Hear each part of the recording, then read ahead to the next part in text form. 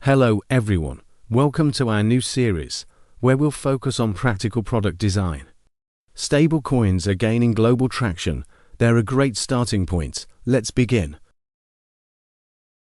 Before we start designing a general stablecoin product, it's important to first understand what a stablecoin actually is. To do that, we chose to study two representative countries, the United States and Singapore. The reason is simple: the US dollar is the most widely used international currency, and Singapore is known for its consistently stable and prudent monetary policy. For our research, we referred to several key documents: Guiding and Establishing National Innovation for US Stablecoins Act, S394. Guiding and Establishing National Innovation for US Stablecoins Act, S1582. And the Monetary Authority of Singapore's finalized stablecoin regulatory framework, including its response to the public consultation on the proposed regulatory approach for stablecoin-related activities. First, let me share my conclusion about stablecoins in the US. I believe they are a big bubble tool. Yes, let me repeat that, a big bubble tool. In my view, this tool allows the creation of currency in a way that could spread across the globe. Of course, this is just my personal opinion. As you can tell, I'm not a professional in finance, so take it with a grain of salt. Now, in the US, a digital asset is defined as any digital representation of value that is recorded on a cryptographically secured distributed ledger. In simpler terms, it's any form of value that exists digitally and is tracked using blockchain or similar secure technology. A payment stablecoin is a specific type of digital asset. Let's take a look at page 8, item 22 in the Guiding and Establishing National Innovation for US Stablecoins Act S.1582.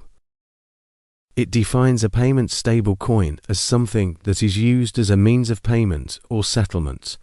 In other words, it can be used for payments, transfers, and repayments. All of these are included. But here's the key point: this definition does not include functions like storing value or earning interest. So it suggests that payment stablecoins are not meant for reservation or investment purposes. There's no interest rate, just simple, stable usage for transactions. Now, you might ask, is this a high-energy currency? Well, I think that just designed as a tool for payment or settlement in original.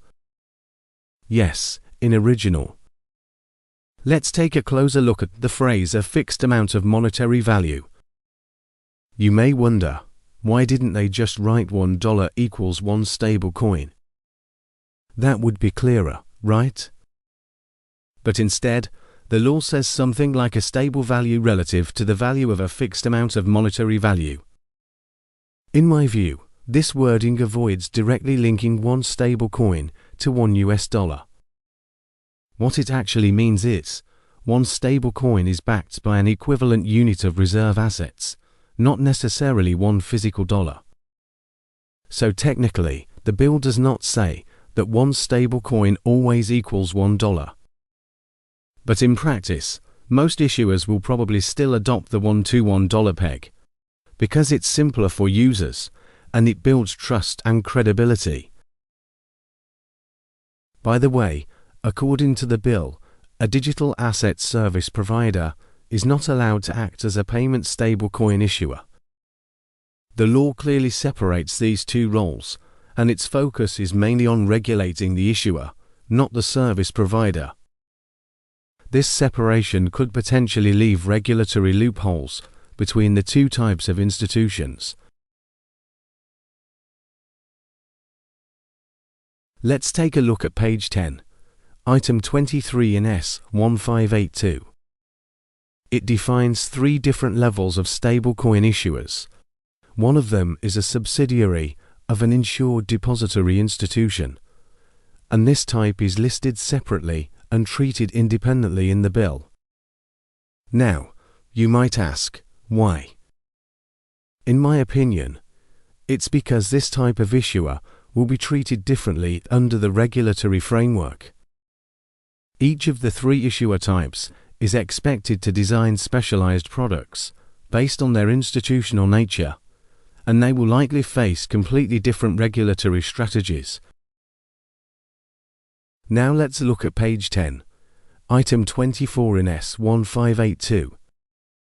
It defines the term person, and yes, it really includes everything you can imagine: an individual, a partnership, a company, a corporation, an association, a trust, an estate, a cooperative organization, basically any kind of business entity. What does that mean in practice? It means that the threshold for becoming a stablecoin issuer is very low. There are no clear restrictions on who can control or own these issuing institutions. To be honest, it almost sounds like an open invitation for anyone to come in and start buying US short-term Treasury securities just to issue stable coins. It's like saying, hey, bring your cash, park it in Treasuries, and we'll give you a license to print digital dollars. Let's go back to page 5, item 11 in S.1582. So, who can become a federally qualified stablecoin issuer? One type mentioned is an uninsured national bank, and this is quite important. This structure is deliberately designed to isolate risk. In other words, these banks are not allowed to take deposits and are not covered by federal deposit insurance, especially different regulatory strategies, too. There's also the mention of a federal branch. This likely serves as a channel for capital inflows from abroad. It creates a pathway for foreign institutions to participate in the US stablecoin system under federal oversight.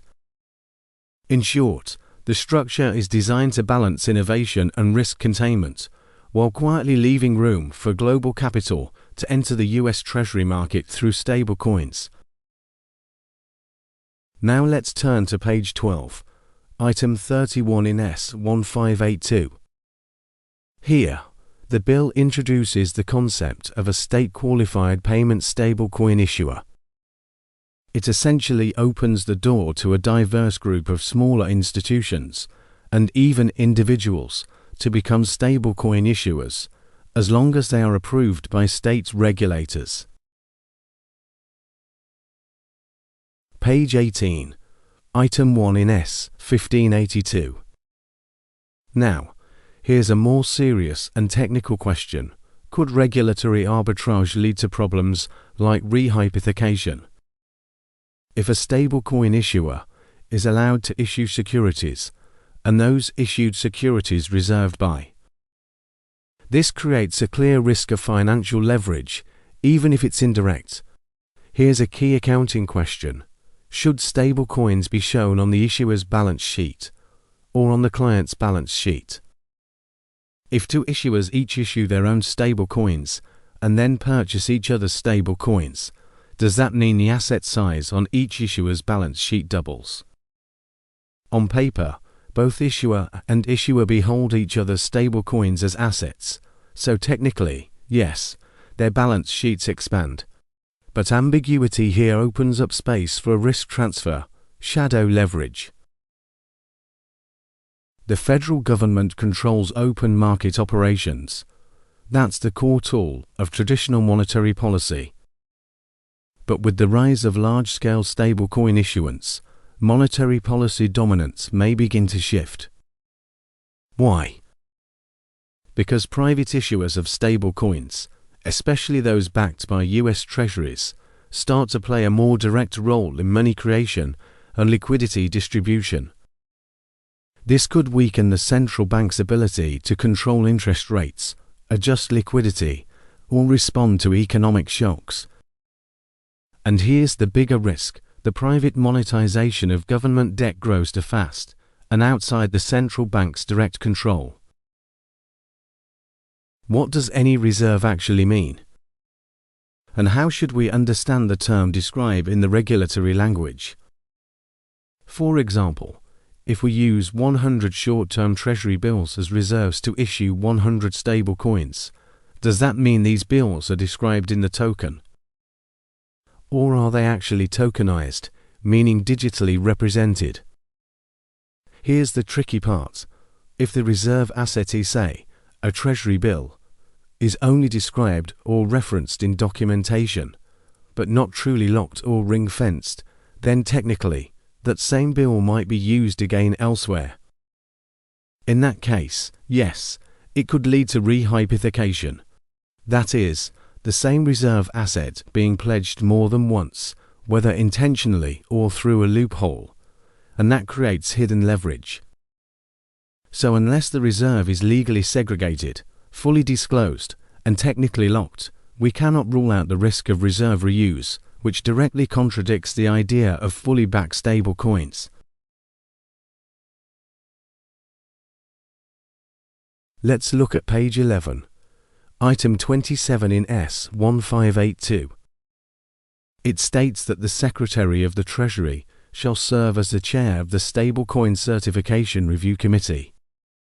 Now that's a very important detail, and it raises a fundamental question: who is truly in charge of US monetary policy? Traditionally, that role belongs to the Federal Reserve, which operates independently to maintain price stability, manage inflation, and guide interest rates.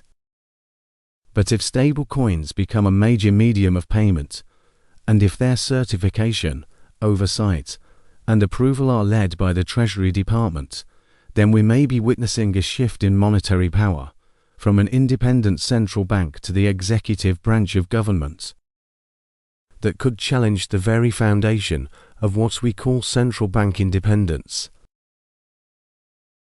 The bill states, "It shall be unlawful for any person other than a permitted payment stable coin issuer to issue a payment stable coin in the United States." Let's think about what that really implies. I will hurt you, but you can't fight back. If US-backed stablecoins become globally adopted, but only US-authorized issuers are allowed to create them, then the United States could indirectly control liquidity flows, monetary influence, and cross-border settlements far beyond its borders. This language represents a strategic extension of US monetary power, a move that challenges the monetary sovereignty of other nations. All right. If you find this content helpful, don't forget to subscribe to my channel. If you have any questions, feel free to leave a comment. I'll select some representative ones and answer them in short videos. See you next time.